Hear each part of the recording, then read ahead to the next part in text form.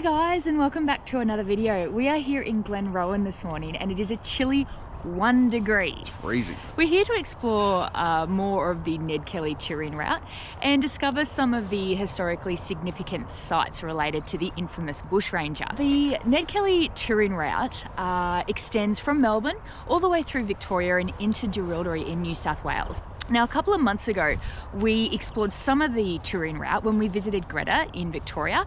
And of course, this is where an incident on Ned Kelly's family farm involving a Constable Fitzpatrick sent a then 23-year-old Ned Kelly and his brother Dan Kelly on the run from the police. They were then joined by their friends Steve Hart and Joe Byrne, and this really led to the formation of the Kelly gang. On that same trip, we travelled on to visit Stringybark Creek, and it was the location of a really deadly shootout between the Kelly gang and a small party of police. And it was really this incident that turned the Kelly gang into outlaws. So if you haven't yet watched that video, we'll link it down in the description box. All right, so we're here in Glenrowan, which is of course the location of the infamous and violent siege of Glenrowan, which is also referred to as Ned Kelly's last stand. And it ended a 2-year manhunt for Ned Kelly and his gang. So we're gonna go off and explore some of the sites here in Glenrowan.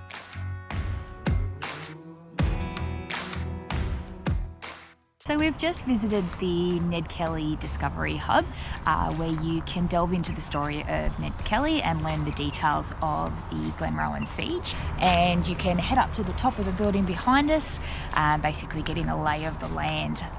It faces the train tracks, and over the road the site of the siege, which was at Anne Jones's Glenrowan Inn. So from the hub we've been able to pick up a map of the siege walk, which takes you through the Glenrowan township and the events of the siege. So we're about to head off on that. I believe it's about a 1 kilometre walking circuit, so a fairly easy walk, and we're going to stop off along the way and show you some of the sites. I think the hardest part's going to be the bridge. Just there behind us. Hope you can see it. Should be alright, even for me. Alrighty, it hasn't warmed up here in Glenrowan, so we're going to walk quickly. Alright, so before we start the walk, and we'll take you through the events of the siege, I think it's important to take you through the first part of the Kelly gang's plan for Glenrowan, and it involved Aaron Sherritt, who was a childhood friend of Joe Byrne, but who was also working as a police informant. So knowing the betrayal of his friend, Joe Byrne, on Saturday, June 26, 1880, and accompanied by Dan Kelly, shot dead his childhood friend in the doorway of his home over, I believe, in Woolshed Valley, which is near El Dorado, approximately 30 kilometres from Glenrowan. Now, this was more than just an act of revenge. This was a calculated move. The Kelly gang murdered Sherritt, knowing or anticipating that the local police would send word of the crime to their Melbourne counterparts, who in turn would send backup, I suppose, or a special contingent of police to the area, and that train would have to go through Glenrowan. So, and this is exactly what the police did.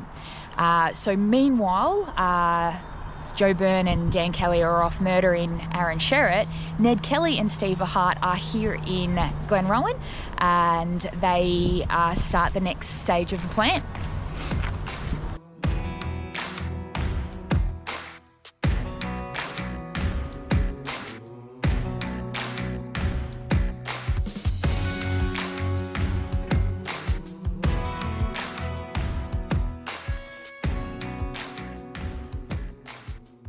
So Ned Kelly and Steve Hart were in charge of sabotaging the train tracks that would ultimately derail the train and kill this special contingent of police. When they couldn't do that themselves, they came to this spot here where there were some gravel contractors camped up.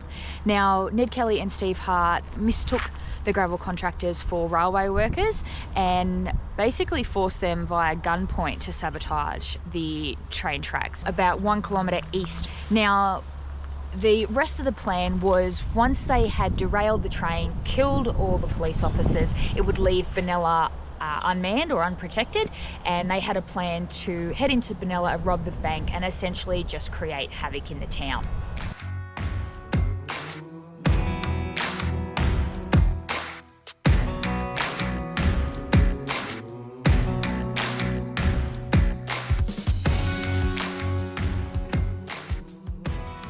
Over the course of that Saturday night, June 26th, 1880, and into Sunday, June 27th, 1880, Ned Kelly and Steve Hart rounded up 60 or so townspeople in the end and held them hostage at Anne Jones's Glenrowan Inn, the site of which is behind us.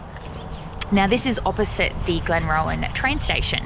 So the townspeople included Constable Hugh Bracken, who was one of the only police officers, men in this area, and I believe was stationed in Greta. So he's also getting held hostage in this inn here. So that plaque there, we believe, marks the location of the station master's house, which is where the Kelly gang members originally had kept the women and children in the early hours of the siege, but they were eventually taken over with the rest of the hostages, the men, over at the Glenrowan Inn. So you can see down here a replica building of the railway station, and over the road is where we were before, which is the site of Anne Jones's Glenrowan Inn. Fun fact, the siege happened on Siege Street. Who would have thought? Crazy. I wonder when it got named Siege Street. Who knows? Maybe it was cursed.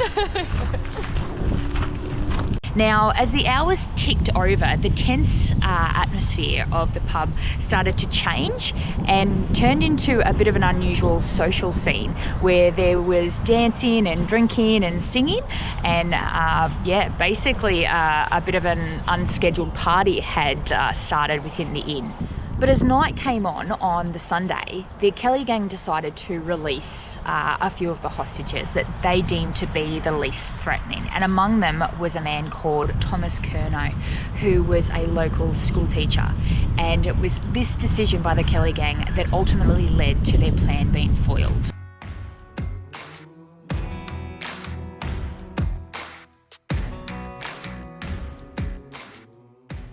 So Thomas makes a beeline as soon as he's released down the train tracks, and at around 2 a.m. he flags down the special train of police using his sister's red scarf and a candle.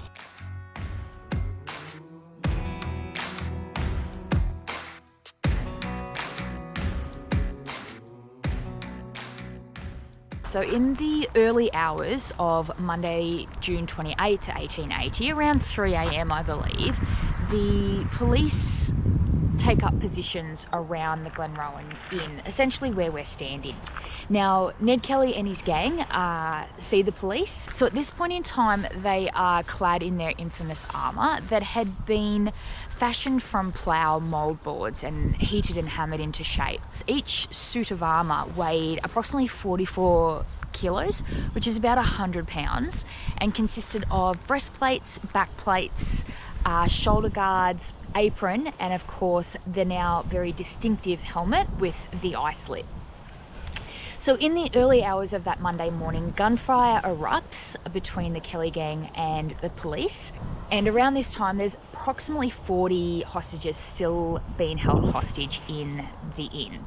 It's during this initial exchange that Ned Kelly is shot and very badly wounded in the left arm and right foot. The outlaws barricade themselves within the inn, with Steve Hart and Dan Kelly still shooting out at police, and Ned Kelly retreats in through the back of the inn and out into the bush behind, where he'll later circle back around the police. Now later on, Joe Byrne is shot by the police in the groin and he later dies whilst he's still inside the inn.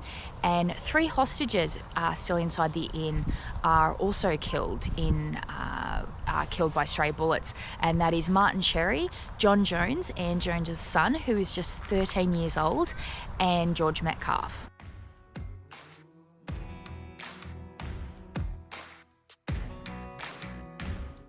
At around dawn, Ned Kelly comes towards the police from behind and begins shooting. Ned is eventually shot in the leg and the groin and is captured alive. He will be the only member of the Kelly gang to survive the siege. So when Ned Kelly was taken into custody, Steve Hart and Dan Kelly are still in the Ann Jones Inn with the rest of the hostages. So a few hours after he's taken into custody, there's a ceasefire and Steve Hart and Dan Kelly release the rest of the hostages. Meanwhile, there's still all the police around the inn.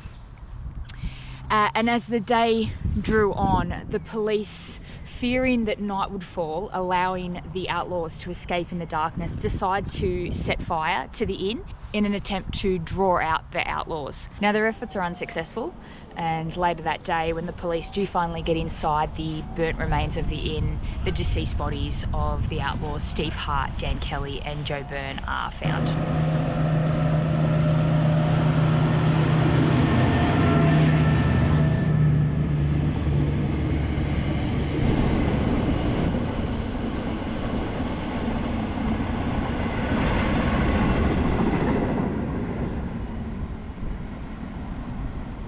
Ned Kelly is eventually sentenced to death for the murder of Constable Lonigan at the Stringybark Creek shootout.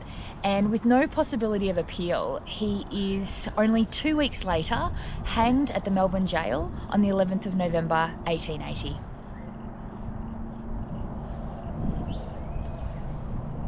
So the Glenrowan siege really is a pivotal moment in Australia's history, and the multiple versions of the events of the siege have really solidified Ned Kelly as both villain and folk hero.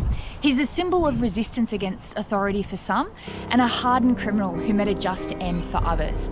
And he continues to be the subject of fascination and debate to this day.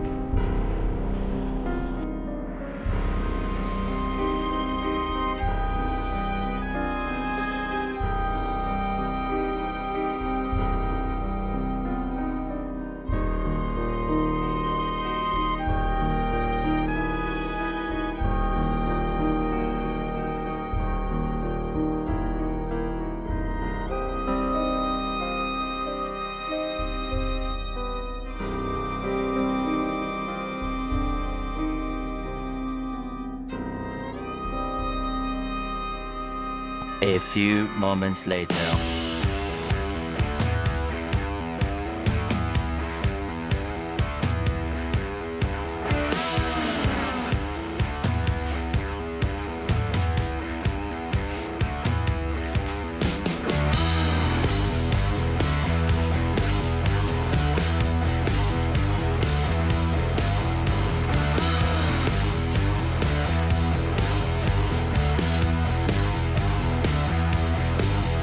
Alright, so all that walking around town has got our thirst up. So we've come out to Bailey's of Glenrowan, which is famous for its fortifieds and its big reds. So we're going to head into the cellar door, which I believe was established in the 1870s.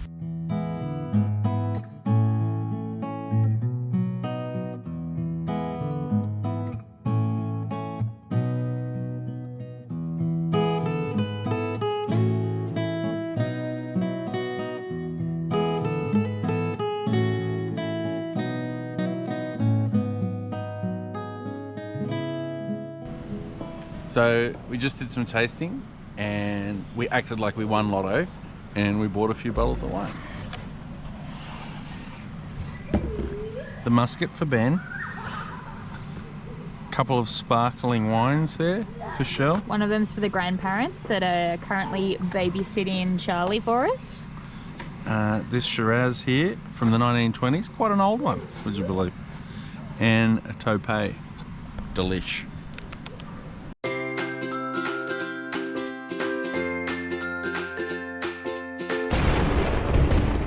Alright guys, so tonight we thought we would try our hand at Big Mac smash tacos. So we've seen this on social media and I've had a bit of a look at some of the different recipes out there, and I thought I would have a go of the Keen's recipe. So you can find this recipe on their Instagram, and unfortunately I forgot the garlic powder, so I'm sure this would be better with either garlic powder or garlic, but anyway, we're gonna have a go. So the first thing I'm gonna do is make the Big Mac sauce. 2 tablespoons of mayonnaise, 1.5 tablespoons of tomato sauce, half tablespoon, 2 teaspoons of diced pickles, and a teaspoon of pickle juice. So I'm just gonna mix that until all the ingredients are well combined. And we're gonna go in with half a teaspoon of mustard powder, which is 1/4 less than the recipe asks for. I just find mustard powder can be really strong. Let's see, taste test.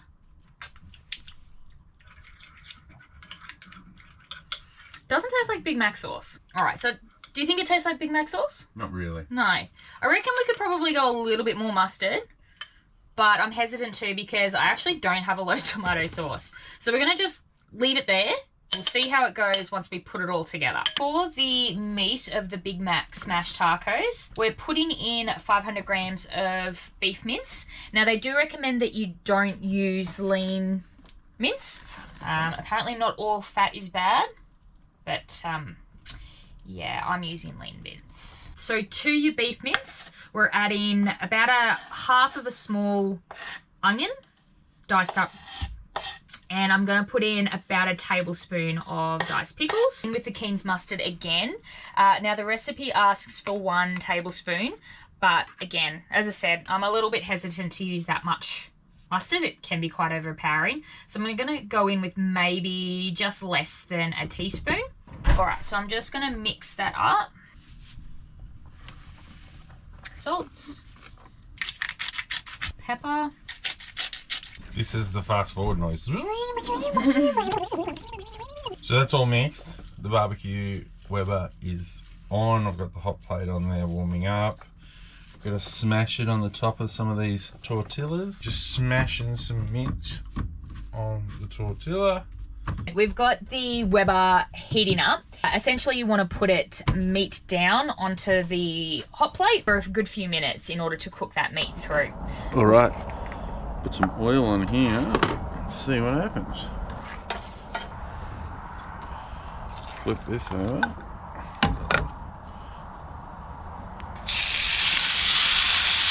Oh.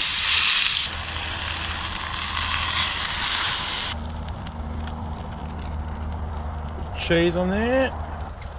Close that up, see if we can melt that a little bit. I only had it on there a few minutes, but it looks like the tortilla's starting to burn. So we'll take that off. Put the next one on.